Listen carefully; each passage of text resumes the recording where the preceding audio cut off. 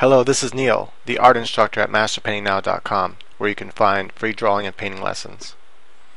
So what I'm doing first here is I'm trying to think of something I'm going to draw completely from my imagination without any references before or during. And I find this the most enjoyable way to make art, to be able to draw from imagination. So the first thing I do is I make really, really small thumbnails. They're very, very tiny, so I can just make a few strokes and capture the idea of what it is I'm thinking of. These only need to be readable to me. Now, if I was doing them for approval by a boss or something, or by a client, then I'd have to make them readable to the client and spend a little bit more time on them. But to make them readable to me, I spend very little time on them. It's just very quick. I'm using different layouts and totally different things. Now, the idea I have in my mind is I kind of want the impression, I have the force in my mind I want to bring out. I know I want to draw an alien, and I want the force to either be like one of contemplation, like looking up, and this one's hard to make out, the one I just drew there. It's the alien's actually pulling on something, like struggling to pull something out of the ground or something. Anyway, I have the 1, 2, 3. The fourth one there is he's like looking down. That's more. And the first and fourth one where he's looking down, so like contemplating. But I thought it'd be better if he's looking up. It gives a whole different feeling to the thing, and then he's kind of got his hand in a claw, like he's in some sort of agonizing thought. So this is the emotion I want to bring forth, and I didn't give too much more thought into how to convey that message, because you kind of want to have a repeat of themes. And so if I were to keep working on this piece, I would try to think of ways that the background and stuff, what could be in the background to continue this theme, continue this motive. But nonetheless, what I am keeping in mind here is positive and negative space, which is very important in composition. The other thing I'm keeping in mind is like the rule of thirds and stuff like this. Basically, you draw like a tic-tac-toe onto your image, and then where the lines cross, like you draw 4 lines, and where the lines cross, that's you want your like attention to be on one of those lines. And so here, I want my main focus is in that top intersection. That's his face. His face is his main focus, and that's where I'd actually spend time putting the most detail in. Colors also play a role. Blue is kind of like this subtle color, and it's not the colors I end up with totally in the end, but it's kind of a calming color, right? Cools are kind of a calming color, and warms are kind of more energetic.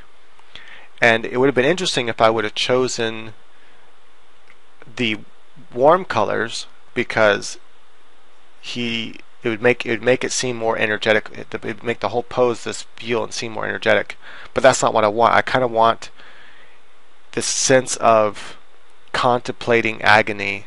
So he's not like energetic at all. He's actually he's in a state of contemplation, and but it's almost like agony, the type of contemplation. Now what I do with the tree, and I think it's a little too close to his head, and so I end up making him smaller later on. I don't know if I noticed it yet or not, but I think right there I might have actually made him smaller. But he needs to be even smaller, I think. He needs a little bit more breathing room between him and the tree to add more of that negative space. I think a nighttime shot would have been neat too, but I decided to go with the sun. But anyway, what I'm doing with the tree is, notice his hand is pointing upward toward the tree, and he's looking upward toward the tree. Well, that takes your mind up and up and off the page, and then people stop looking at the painting.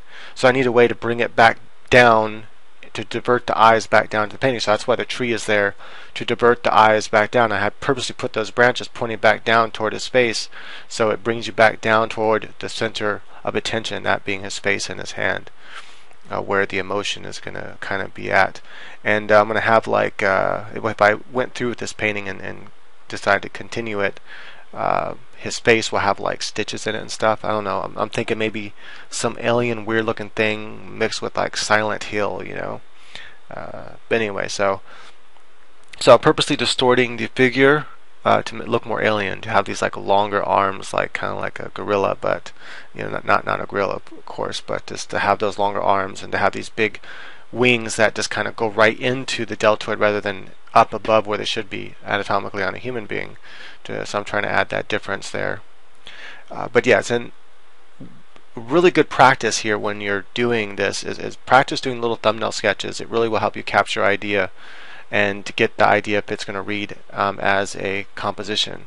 And so here I'm showing all the arrows leading around and how the composition kind of works and keeping your eyes focused and motivated into the painting. But a really good practice to do is to paint where you're totally zoomed out and you can see the entire canvas. And notice when you zoom in how sloppy it looks. Like, oh my god, that's horrible looking. But you can see when you're zoomed out, it reads well. All the forms read and all that. And that's really what you want to capture quickly. Just notice how when I zoom out, everything reads really, really well as a painting. It actually looks like an actual image. And then you can decide if you like it. You haven't spent much time on it, and then you can go in and start adding detail to it. And at this point, I just add very, very little detail, just kind of clean up a little bit so it'll read better as a thumbnail, and to decide if I want to take it further, decide if it is worth taking further. And actually, I think it is an interesting piece, and I think it is worth taking further, but I think it needs to be more thematic. The tree doesn't really work thematically to bring across this idea of contemplating agony, or not contemplating, but whatever you're contemplating is bringing you agony. So I might want to try to show with the background and with the theme, maybe even with clothing, what exactly is it he's contemplating, you know, to try to hint at what he's contemplating within the scene itself. And then I end up changing the colors at the very end here to kind of add some variation. But yeah, so I hope you enjoyed this. This is kind of some of my thought process and working and my workflow. It's just a really good technique to get something down quickly. Thank you for watching. Please subscribe and share this if you found it useful on like your favorite social network. Thanks.